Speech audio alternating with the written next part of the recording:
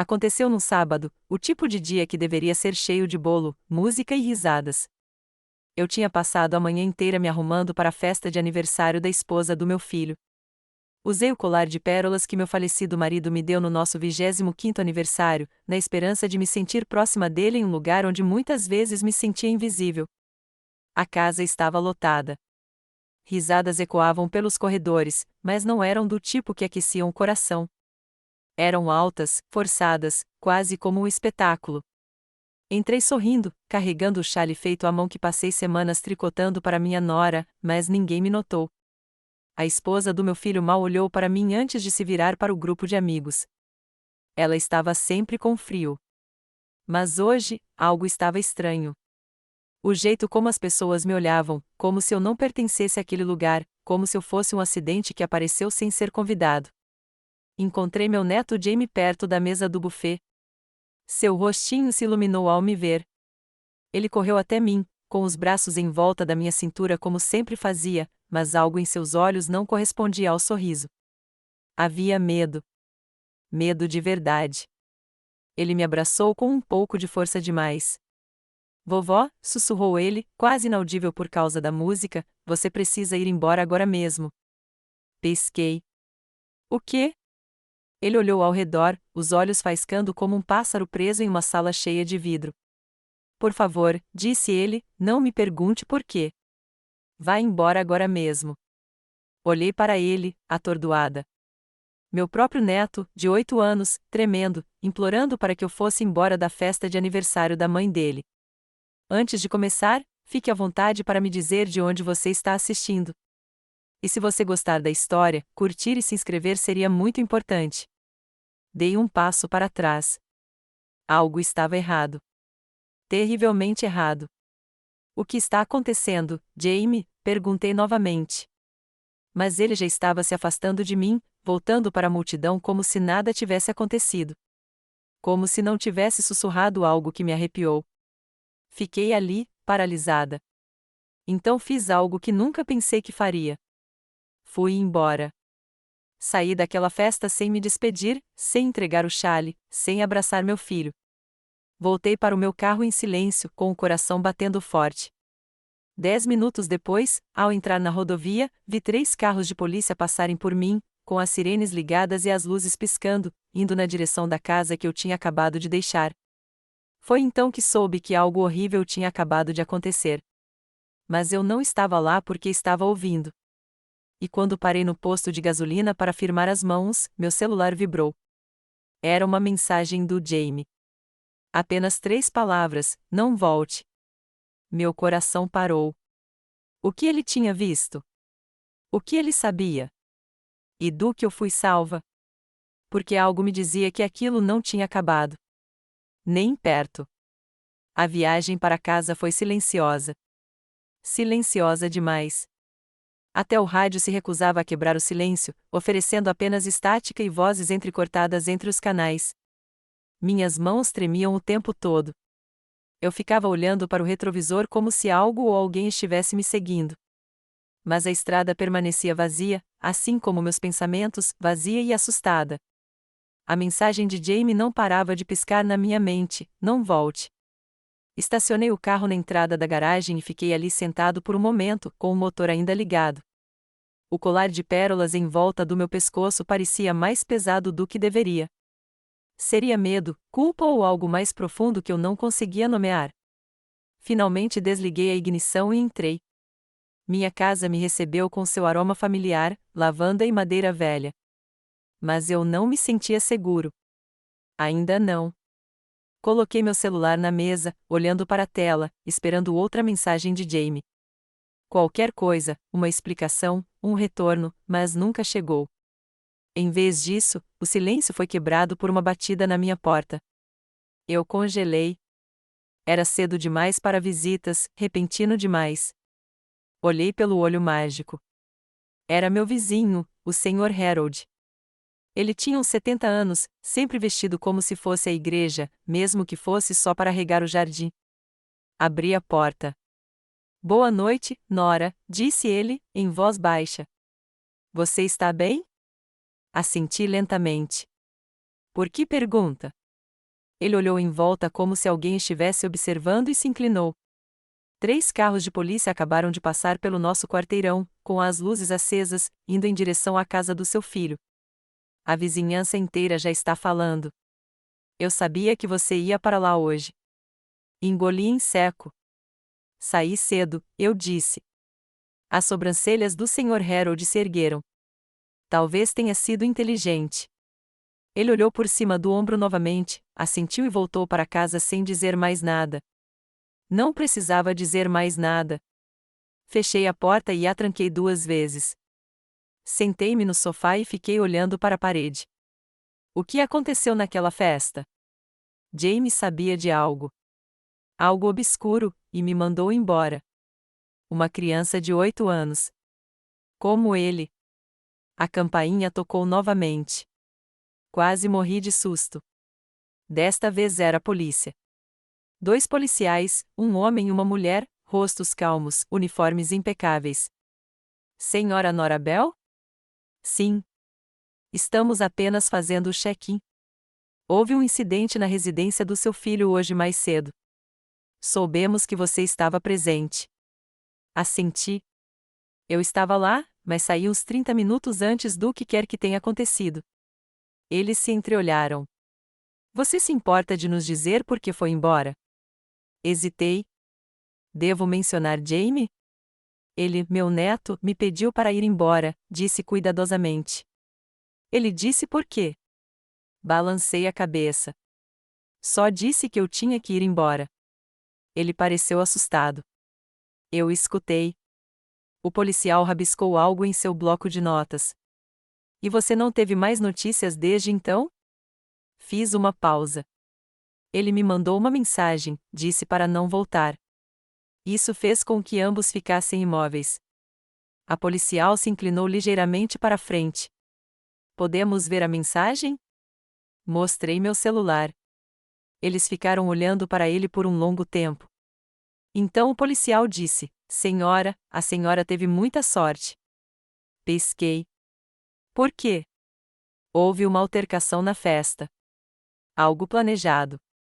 Ainda estamos resolvendo os detalhes, mas o que sabemos é que alguém trouxe uma arma. Minha boca ficou seca. Uma arma? Perguntei, a voz quase um sussurro. Não. Veneno. Senti o sangue sumir do meu rosto. Veneno? Ele assentiu. Alguém misturou várias bebidas na festa. Acreditamos que foi proposital, premeditado. Agarrei o braço da cadeira para me equilibrar. Alguém. Sim, disse a policial gentilmente. Alguns convidados desmaiaram logo depois que a senhora saiu. Eles estão no hospital agora. Um está em estado crítico. Recostei-me, com o coração acelerado. Mas por que? Sussurrei. Por que alguém faria isso numa festa de aniversário? Eles não responderam de imediato. O policial enfiou o bloco de notas no bolso. Se o seu neto avisou para vocês irem embora, ele pode ter ouvido ou visto alguma coisa. Ele é muito corajoso. Assenti lentamente, mal respirando. Precisamos falar com ele, disse a mulher, se ele quiser. Assenti novamente. Claro. Eles me entregaram um cartão e foram embora. Fiquei parada na sala segurando o cartão, sentindo como se as paredes estivessem se fechando. Jamie salvou minha vida. Mas o quanto ele sabia? E, mais importante, por que ele estava com medo? Não dormi naquela noite. Cada som me fazia pular. Cada luz lá fora me fazia olhar as janelas.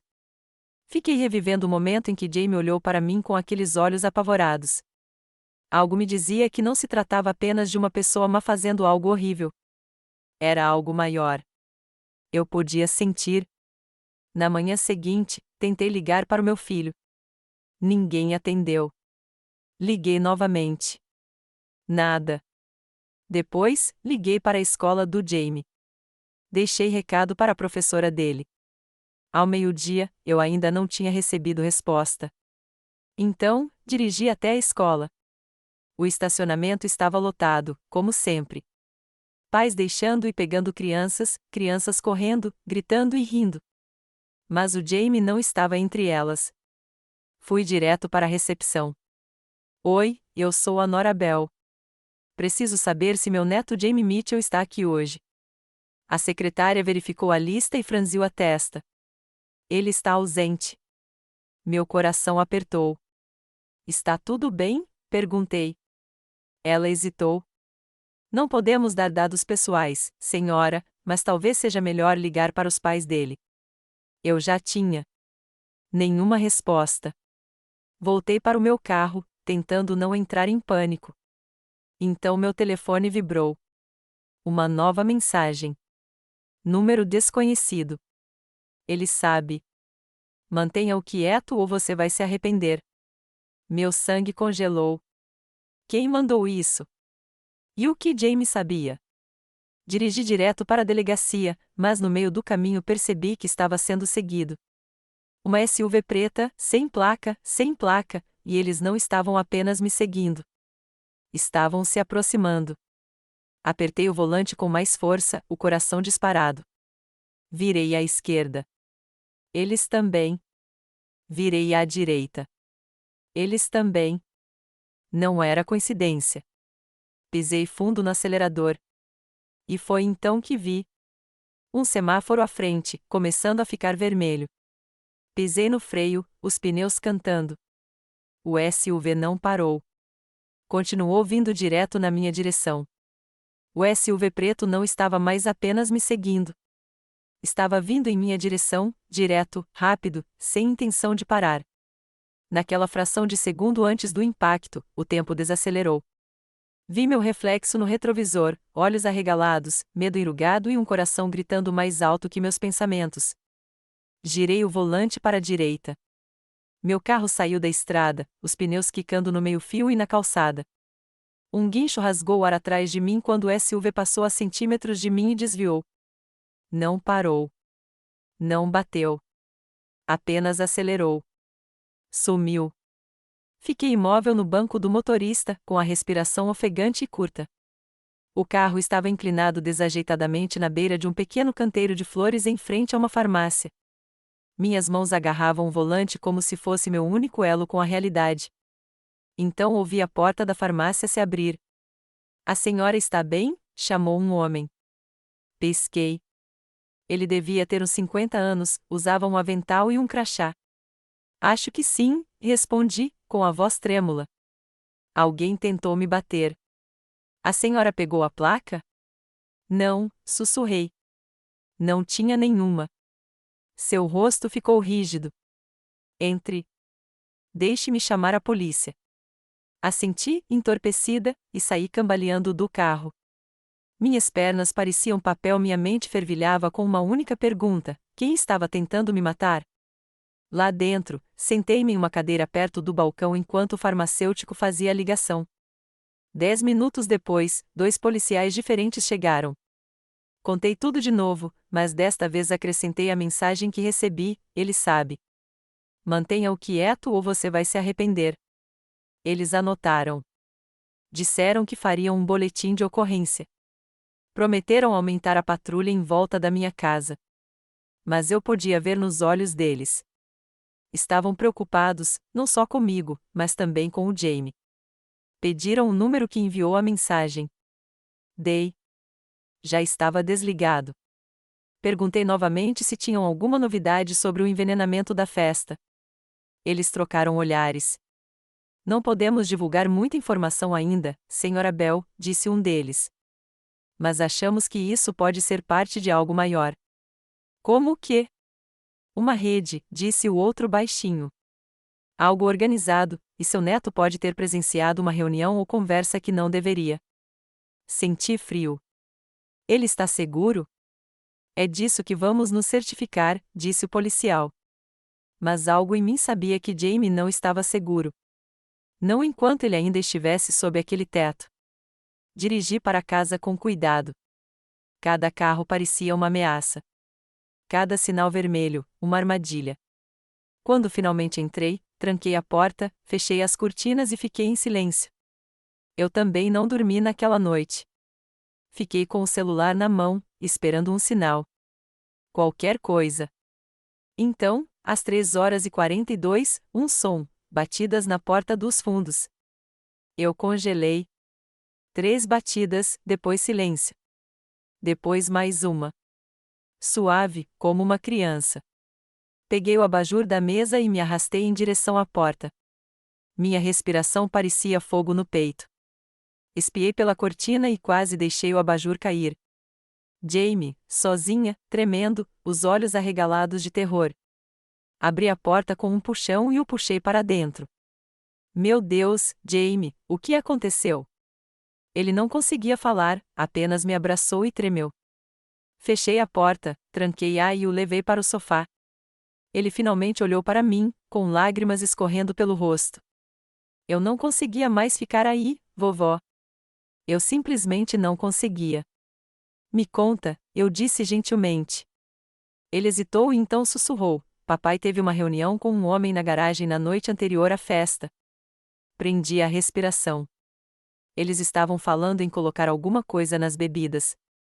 No começo, pensei que fosse brincadeira, mas aí ele deu um frasquinho para o papai, bem pequenininho, tipo remédio. Ouvi o homem dizer: só os alvos. Os outros são só barulho. Me senti enjoada. Quem são os alvos? Perguntei. Jamie limpou o nariz na manga. Não sei, mas acho que você era um deles. Meu estômago se revirou. Por que seu pai? Jamie olhou para mim. Você se lembra da coisa do seguro ano passado? Assenti. Eu tinha atualizado meu seguro de vida depois de uma pequena cirurgia.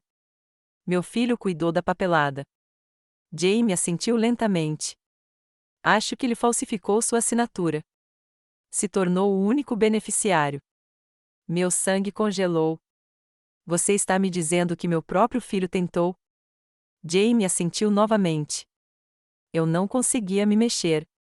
Não conseguia respirar. Então ele tirou algo da mochila. Um gravador de voz. Eu gravei a reunião deles, sussurrou. Fiquei com medo, mas tive que gravar. Peguei o gravador e o encarei como se fosse feito de fogo. Prova.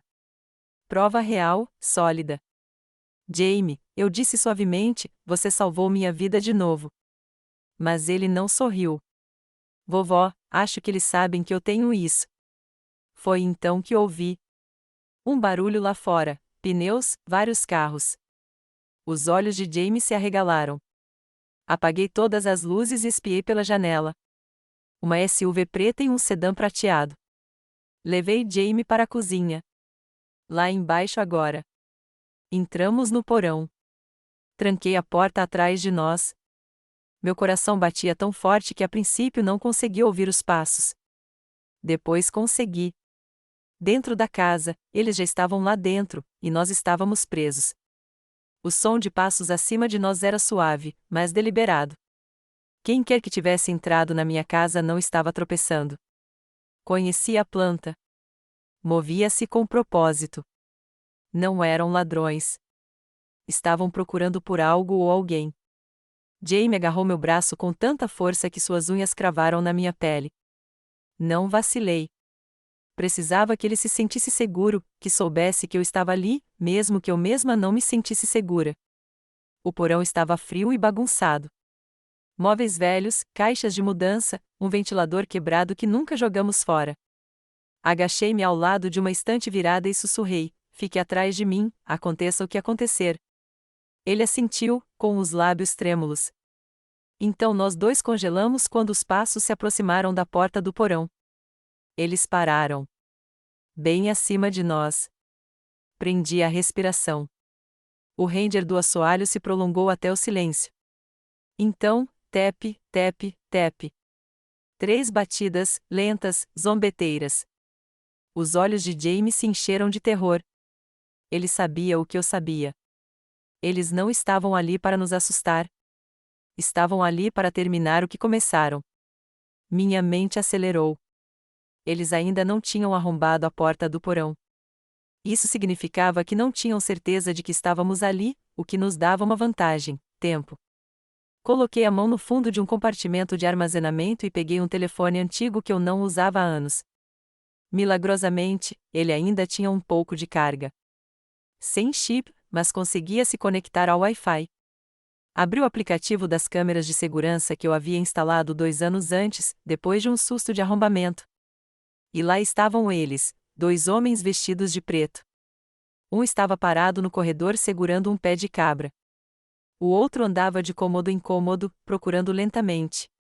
Ambos usavam luvas. Nenhum deles usava máscara. Eles não estavam preocupados em serem reconhecidos. Apertei o botão de gravar no aplicativo, capturando tudo. Então, enviei um alerta silencioso para a polícia pelo sistema. Era um recurso novo, que eu nunca pensei que realmente usaria. O sistema registrava minha localização e solicitava ajuda imediata. Agora só nos restava esperar e ficar em silêncio. Acima de nós, um estrondo repentino. Eles haviam virado a mesa da cozinha. Outro estrondo. O armário de louças. Eles estavam destruindo a casa. Então, uma voz áspera e fria: encontrem a bolsa do menino. O gravador está lá dentro. Meu coração disparou. Eles não estavam ali por mim. Estavam ali pela gravação do Jamie. Olhei para o Jamie. Ele assentiu. Ainda a tínhamos, escondida sob uma tábua do assoalho. Mais estrondos. Então, um silêncio mais assustador que o barulho. Os passos retornaram, mais lentos dessa vez, pelo corredor em direção ao porão. Ouvi a maçaneta da porta do porão balançar, depois o som agudo de chaves. Meus olhos se arregalaram. Eles tinham uma chave. Jamie choramingou. Cobri sua boca delicadamente. A porta se abriu. Um raio de luz desceu as escadas. Prendi a respiração. Um par de passos descendo, deliberados, pesados. Peguei a única arma que tinha, um velho candelabro de metal. Não muito, mas melhor que nada. O homem apareceu, alto, barbeado, alguém que eu não conhecia. Ele examinou o porão. Então seus olhos pousaram na velha fornalha. Ele caminhou em direção a ela, passando bem em frente ao nosso esconderijo. Levantei o candelabro, mas ele parou, abaixou-se e puxou uma caixa para o lado. Dentro dela, a mochila de Jamie, vazia. Ele xingou baixinho e pegou o celular. Eles mudaram de lugar, disse alguém. Não está aqui. A outra voz na linha disse algo que não conseguimos ouvir. Ele xingou novamente e voltou para o andar de cima pisando duro. Esperei até que os passos desaparecessem e então verifiquei o aplicativo. Os dois estavam lá fora, conversando, discutindo. Foi quando vi as luzes piscando a 2 ruas de distância. Polícia. Mas os homens não estavam em pânico. Estavam sorrindo. Caminharam calmamente até a SUV preta e partiram. Observei a tela até eles desaparecerem. Então me levantei, com as pernas tremendo. Jamie olhou para mim. E agora, sussurrou ele. Vamos, eu disse. Agora? Peguei o gravador do esconderijo e o enfiei no casaco. Corremos escada acima, saímos pela porta e entramos no meu carro. Não esperei a polícia chegar. Não esperei para explicar, porque agora eu sabia de algo. Não se tratava apenas de ganância. Era algo mais profundo. Eles não estavam apenas tentando silenciar Jamie. Estavam protegendo algo, um segredo. E, qualquer que fosse esse segredo, ele remontava ao meu filho. Mas Jamie tinha a única coisa que eles não esperavam, e eu já estava farta de fugir. Liguei para a única pessoa em quem podia confiar, o detetive R.O., um velho amigo do meu falecido marido, agora aposentado, mas esperto como sempre. Ele atendeu depois de 2 toques. Nora, eles entraram na minha casa, eu disse. Estavam procurando o gravador. Silêncio, então, traga-o para mim agora. Não fale com mais ninguém e não vá para casa. Estou com o Jamie. Ótimo. Mantenha-o por perto. Liguei o motor e dirigi. Mas na metade do segundo cruzamento, meu telefone vibrou. Número desconhecido. Atendi. Uma voz que eu não reconheci disse: errado movimento, vovó. Agora estamos de olho em vocês duas. Desliguei, mas não diminuí a velocidade. Tínhamos terminado de nos esconder. Era hora de expor tudo. A estrada se estendia à nossa frente como uma faixa de tensão. Minhas mãos apertavam o volante com mais força do que nunca, e eu ficava olhando o retrovisor a cada poucos segundos. Jamie estava sentado ao meu lado, encolhido, o gravador agarrado em suas mãozinhas. Ele não disse uma palavra. Seus olhos estavam fixos à frente, mas eu sabia que sua mente estava acelerada, mais rápida que o carro. Dirigimos em silêncio por 20 minutos, depois entramos em uma antiga trilha de cascalho que levava à mata. No final, havia uma cabana, pequena, cinza e meio engolida por árvores. Para qualquer outra pessoa, parecia abandonada, mas para mim, era um lugar seguro, o esconderijo do detetive R.O. Ele já estava do lado de fora quando paramos, braços cruzados, cabelos grisalhos penteados para trás, olhar penetrante como sempre. Ele não havia envelhecido muito desde a última vez que o vi. Assim que saí, ele disse: "Entre. Não temos muito tempo." Jamie me seguiu em silêncio. Lá dentro, a cabana cheirava a pinho velho e poeira, mas era limpa e organizada. Monitores enfileiravam-se na parede do fundo, conectados a uma conexão via satélite e energia solar. R.O. havia construído aquele lugar exatamente para isso: isolamento e controle. Entreguei-lhe o gravador. Ele o colocou delicadamente sobre a mesa, pegou um pequeno dispositivo e o conectou. O áudio estalou. Ficamos ali, em silêncio, ouvindo as vozes. Uma era do meu filho, a outra, mais grave, lenta, desconhecida. Só os alvos. O resto pode ser resolvido depois. Você disse que ela estaria sozinha. Ela estará. Ela sempre vem sozinha. E então algo mais: certifique-se de que o menino não veja nada. Crianças se lembram das coisas erradas. R.O. pausou a gravação. Essa segunda voz, disse ele, virando-se para mim, já a ouvi antes. Já ouviu? Perguntei. Ele assentiu. Era da corregedoria, investigava a corrupção em órgãos públicos. Essa voz pertencia a alguém com poder, alguém que pagava para que coisas desaparecessem. Jamie olhou para ele. Sabe o nome dele? R.O. hesitou. Ainda não, mas sei onde procurar. Ele abriu uma gaveta e tirou uma pasta marrom surrada. Dentro havia fotografias, documentos e mapas. Colocou 3 fotos, uma do meu filho, uma de um homem de terno apertando a mão do prefeito e uma de uma casa grande, fria e cercada de câmeras. Seu filho faz parte de algo chamado Crown Room, disse R.O. Não é uma empresa. Não é uma gangue. É uma rede privada, políticos, empresários, juízes, todos protegendo uns aos outros. Minha cabeça girava. E eu era um alvo. R.O. assentiu lentamente. A apólice de seguro. Se eles se livrassem de você discretamente, seu filho herdaria $500.000. Sem perguntas. E a festa? Distração. Um ambiente controlado. Uma chance de testar algo novo. Não apenas veneno. Influência. Medo. Lealdade. Eles gostam de testar as pessoas. Seu neto não deveria falar. Jamie olhou para baixo. Mas ele falou, acrescentou R.O. E isso faz dele o problema deles agora. Estendi a mão e segurei a de Jamie. Ele não é problema deles. Ele é meu neto. R.O. olhou para mim com algo entre pena e admiração. Então a campainha tocou. Nós 3 ficamos imóveis. Ninguém sabe que estamos aqui, sussurrou R.O. Ele foi até a janela e espiou por uma fresta estreita, com o maxilar tenso. Um homem sozinho, nenhum carro à vista. Jamie recuou para o canto. R.O. pegou sua arma do coldre em suas costas e foi silenciosamente até a porta. Fiquem atrás da mesa, disse-lhe para nós. Então, abriu a porta. Um homem de casaco preto entrou lentamente, com as mãos erguidas. Sem armas, disse ele. R.O. apontou a arma para o peito. Diga o que veio dizer, rápido. O homem assentiu uma vez e olhou para mim. Senhora Bell, disse-lhe calmamente. Jamie se encolheu. A voz do homem. Era a segunda voz da gravação. Eu a reconheci instantaneamente. Jamie também. Você, sussurrou Jamie. R.O. não abaixou a arma. Vim oferecer um acordo, disse o homem, ignorando a tensão. Não há acordo, respondi bruscamente. Você tentou me matar. Ele ergueu uma sobrancelha.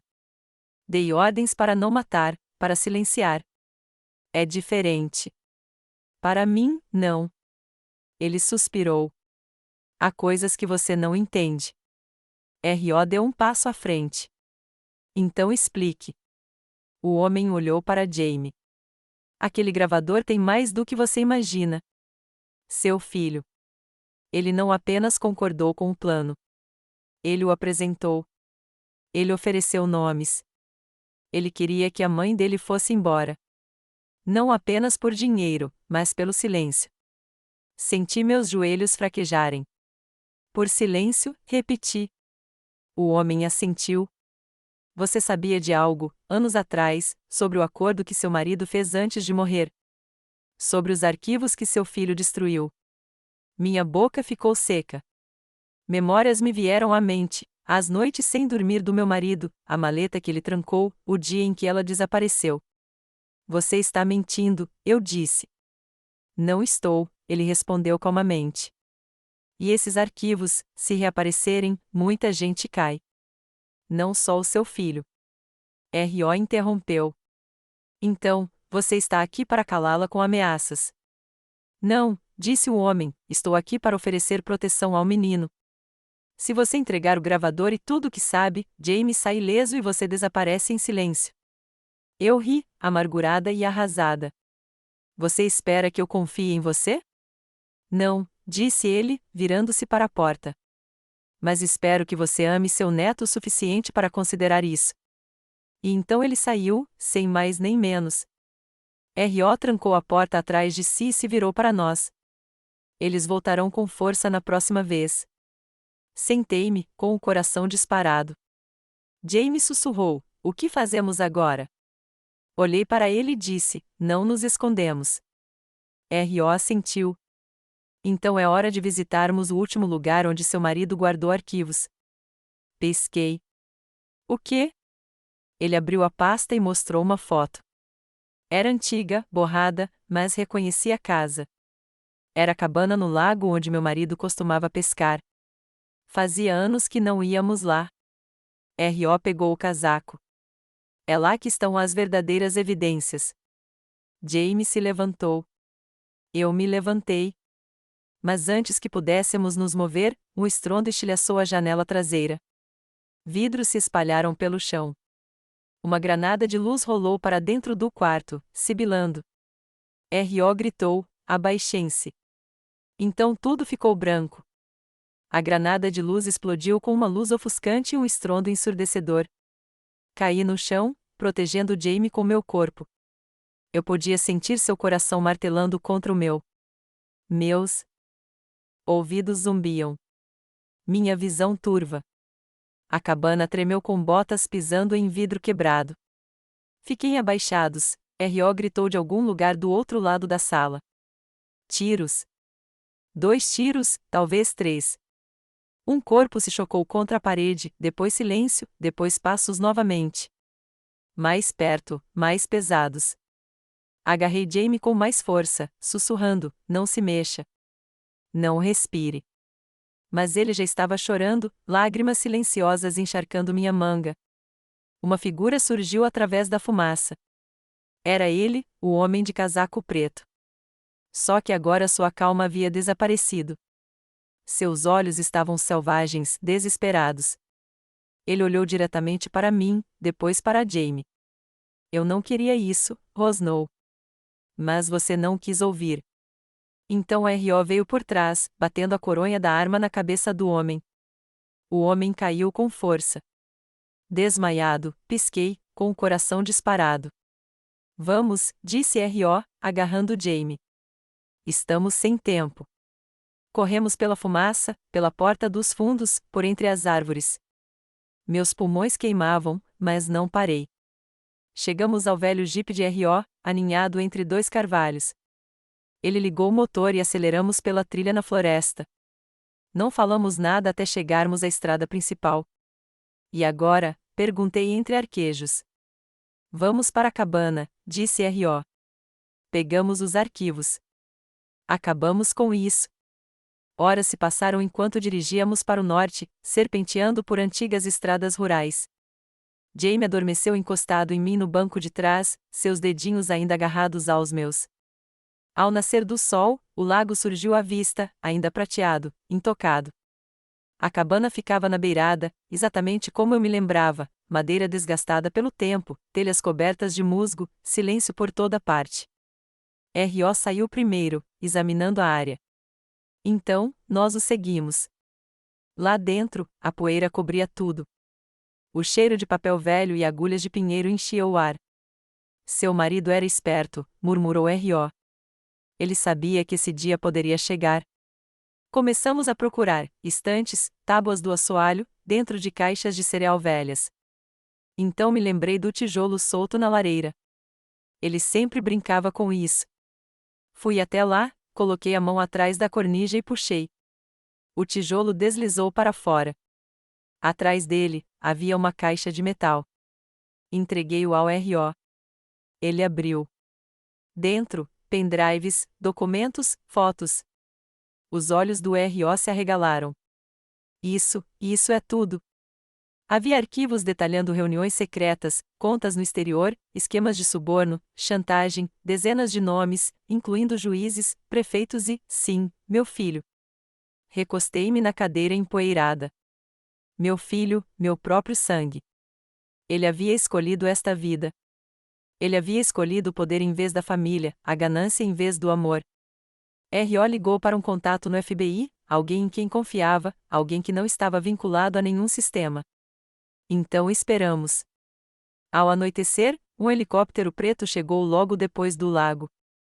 Homens com equipamentos táticos saíram. Oficiais, não bandidos. R.O. entregou a caixa a eles. 2 agentes escoltaram Jamie e eu até a cabine enquanto os outros protegiam a área. Acabou? Perguntei. Quase, disse R.O. Então veio a parte mais difícil, a prisão. Naquela noite, meu filho foi levado de casa algemado. As notícias explodiram, políticos ligados a redes ilegais, famílias desfeitas, verdades expostas e, no meio de tudo isso, um menino de 8 anos e sua avó. As autoridades me ofereceram proteção, um novo lar, uma nova vida. Mas eu não queria desaparecer. Eu queria viver. 3 meses depois, Jamie e eu estávamos sentados na varanda de uma casa nova perto de um lago diferente, cheio de patos, risos e paz. Ele segurava uma vara de pescar. Eu segurava chocolate quente. Conversamos pouco. Não precisávamos. Tínhamos sobrevivido. E, mais importante, tínhamos dito a verdade mesmo quando ela quase nos matou. R.O. me visitava às vezes, trazia atualizações, ria mais do que antes. Quanto ao meu filho, visitei uma vez atrás do vidro. Ele não falou. Não precisava. Eu já tinha ouvido suas palavras reais naquela gravação, palavras que nunca me abandonariam. Mas as que mais importavam vinham de Jamie. Naquela noite, enquanto eu o colocava na cama, ele olhou para mim e disse: "Obrigada por ouvir." Beijei sua testa. "Você me salvou, querido." Eu simplesmente segui. E pela primeira vez em muito tempo, dormi, sabendo que tínhamos superado isso, não porque lutei, mas porque ouvi a única voz que realmente importava, a voz de uma criança.